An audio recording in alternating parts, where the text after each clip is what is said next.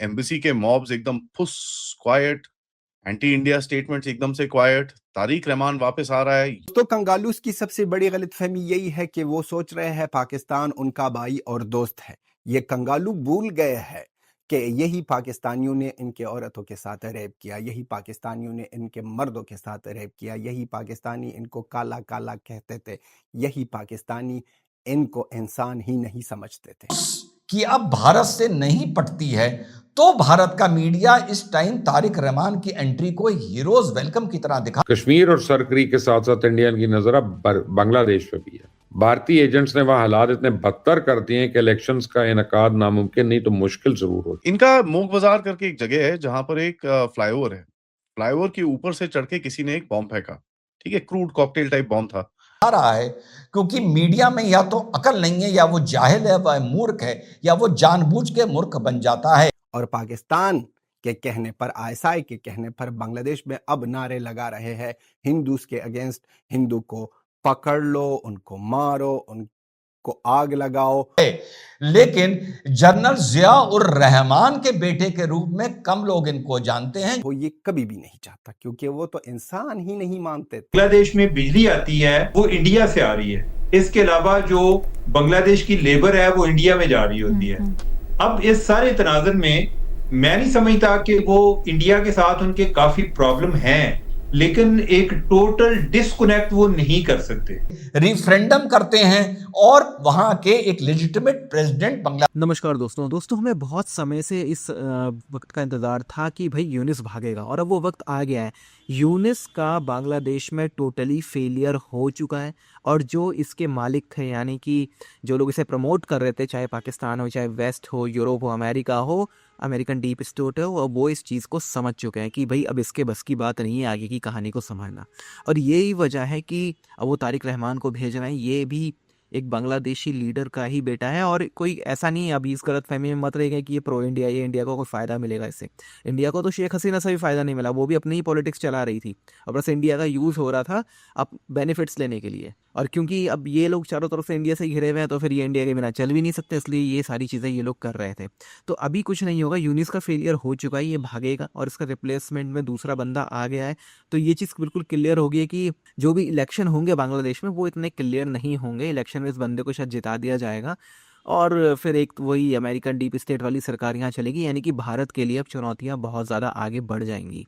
तो हमें बहुत सोचना पड़ेगा, और ये जो चिकन कॉरिडोर वाला जो इशू है इसको हमें सॉल्व करना पड़ेगा, वरना जैसे जैसे टाइम बीतेगा ये हमारे लिए एक गले की हड्डी बनता जा रहा है। तो आप इस सब के बारे में क्या सोचते हैं कमेंट बॉक्स में ज़रूर लिखिएगा। वीडियो अच्छा लगे तो लाइक करें, शेयर करें, चैनल को सब्सक्राइब करना ना भूलें, और बेल का आइकन प्रेस कर दें लेटेस्ट नोटिफिकेशन लिए। आइए आगे बढ़ते हैं इस वीडियो में। एम्बेसी के मॉब्स एकदम फुस क्वाइट, एंटी इंडिया स्टेटमेंट्स एकदम से क्वाइट, तारिक रहमान वापस आ रहा है। यूनुस की जो जितने भी गेम्स थे वो पूरी तरह से उन लोगों के सामने ही एक्सपोज हो रहे हैं। तो ये बड़ी इंटरेस्टिंग सी चीज है। सबसे पहले मैं बात करना चाहता हूँ ये जो बॉम्ब ब्लास्ट हुआ, ठीक है, एंड इन सबका बड़ा एक सिग्निफिकेंस और एक पिक्चर निकल के आ रही है। सो जरा उसके ऊपर थोड़ा सा फोकस करते हैं। इनका मोग बाजार करके एक जगह है जहां पर एक फ्लाईओवर है। फ्लाईओवर के ऊपर से चढ़ के किसी ने एक बॉम्ब फेंका। ठीक है, क्रूड कॉकटेल टाइप बॉम्ब था, एंड फेंका ऐसी जगह पे जहां पर 1971 के वॉर वेटरन्स एसोसिएशन है और एक चर्च भी है विसिनिटी में। तो कहीं न कहीं दोनों तरफ से एक बड़ा ज़बरदस्त मैसेज गया कि somebody is trying to send a message कि भैया ये जो 1971 नॉर्मली लोगों को ना वो शेख हसीना के साथ एसोसिएट किया जाता है, एंड तो उनको भी एक मैसेज गया, और यहाँ पर एक माइनॉरिटीज़ को भी एक मैसेज गया, क्रिश्चियंस को, कि साहब ये ज़रा कल जो तुम्हारा क्रिसमस है इसको सेलिब्रेट मत करना, नहीं तो हम देखो क्या करते हैं, सॉर्ट ऑफ अ थिंग। खबर बहुत बढ़ चढ़ कर देख रहे होंगे कि तारिक रहमान खालिदा जिया के बेटे 17 साल बाद बांग्लादेश वापसी कर चुके हैं, अपनी अहलिया जुबैदा के साथ, साइना अपनी बेटी के साथ, और अपनी एक प्यारी बिल्ली के साथ 17 साल बाद उनकी एंट्री हो गई है। इस टाइम आपको भारत का मीडिया और सोशल मीडिया इसको एक हीरोज वेलकम की तरह दिखा रहा है। उसका मामला जो है वो रिबाउंड का है, क्योंकि यूनुस की अब भारत से नहीं पटती है, तो भारत का मीडिया इस टाइम तारिक रहमान की एंट्री को हीरोज वेलकम की तरह दिखा रहा है। क्योंकि मीडिया में या तो अकल नहीं है, या वो जाहिल है, वह मूर्ख है, या वो जानबूझ के मूर्ख बन जाता है। तारिक रहमान का इतिहास जानना हम लोगों के लिए बहुत जरूरी है। तारिक रहमान को हमेशा खालिदा जिया के बेटे के रूप में जाना पहचाना जाता है, लेकिन जनरल जिया उर रहमान के बेटे के रूप में कम लोग इनको जानते हैं। जनरल जिया उर रहमान वो शख्स था जब सन 71 में ईस्ट पाकिस्तान बांग्लादेश बनता है तो जिया उर रहमान वॉज द पर्सन जिसने उस लिबरेशन को अनाउंस किया था कि अब ईस्ट पाकिस्तान नहीं है और अब ये बांग्लादेश बन चुका है।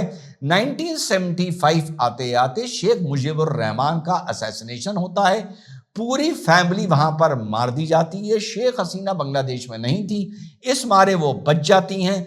उसके बाद उस असैसिनेशन के बाद बांग्लादेश में अस्थिरता आती है। जो जनरल जियाउर रहमान थे ये उस टाइम तक प्रमोट होते होते chief of the Bangladesh army staff तक पहुंच जाते हैं। फिर एक ये सॉफ्ट कू करते हैं, 1977 आते आते रिफरेंडम करते हैं और वहां के एक लेजिटिमेट प्रेसिडेंट बांग्लादेश के बन जाते हैं। 1978 में बांग्लादेश नेशनल पार्टी का गठन होता है। 1981 में जनरल जियाउर रहमान को भी असैसिनेट कर दिया जाता है। उसके बाद खालिदा जिया राजनीति में आती हैं। तो आज जो तारिक रहमान की इस एंट्री को हीरोज वेलकम की तरह दिखा रहे हैं, थोड़ा सा इतिहास समझ लीजिए। जैसे यूनुस को यहां पर भेजा गया प्लांट करके कि तुम जाओ और हमारे पपेट बनकर रहोगे, और यहां पर यूनुस फ्लॉप या फेल होता नजर आ रहा है क्योंकि जमात और कट्टरवादी इतने मजबूत हो गए हैं। कभी यूनिवर्सिटी में तोड़फोड़ हो रही है, कभी कुछ हो रहा है, तो यूनुस फंसता नजर आ रहा है। तो यूनुस क्योंकि कट्टरवादियों को रेन इन करने में, अपने साथ जोड़ के चलने में, एंटी भारत करने में नाकामयाब नजर आ रहा है, इसलिए अब पश्चिम ने तारिक रहमान को साथियों 17 साल बाद भेजा है कि तुम्हारा जो पॉलिटिकल एक्सपीरियंस है वो यूनुस से बहुत ज्यादा है, वहां जाके सब चीज सेट करो, जितने भी कट्टरवादी हैं उनको सेट करो, खत्म ना करो, उनको सेट करो। तो कंगालूस की सबसे बड़ी गलतफहमी यही है कि वो सोच रहे हैं पाकिस्तान उनका भाई और दोस्त है।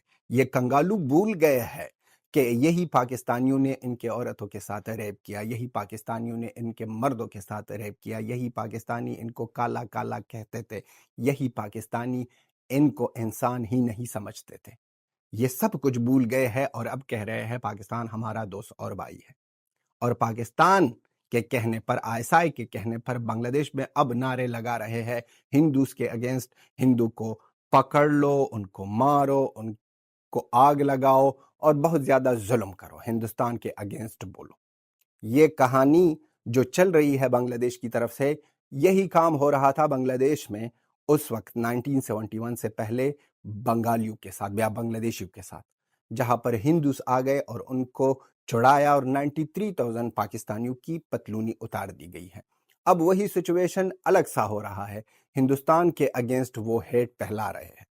आईएसआई तो कभी भी ये नहीं देखना चाहता है कि बांग्लादेश की इकोनॉमी अच्छी हो, बांग्लादेश में स्टेबिलिटी हो, ये कभी भी नहीं चाहता, क्योंकि वो तो इंसान ही नहीं मानते थे, ये नहीं देख सकते। और उनके साथ साथ बेकारी पाकिस्तान आईएसआई ने देखा कि हिंदुस्तान और अफगानिस्तान के रिलेशन बेटर हो रहे हैं, यहाँ पर दोनों भाई बहुत तगड़े सिचुएशन में है, एक दूसरे के साथ खड़े हैं, हिंदुस्तान की तरफ से हर एक जगह में अफगानिस्तान के साथ हेल्प हो रहा है, हर एक डिपार्टमेंट में। तो सोचे कि ये तो हम जो सोच रहे थे कि अफगानिस्तान हमारे लोग हैं, अफगानिस्तान हमारे लिए अगेंस्ट हिंदुस्तान हो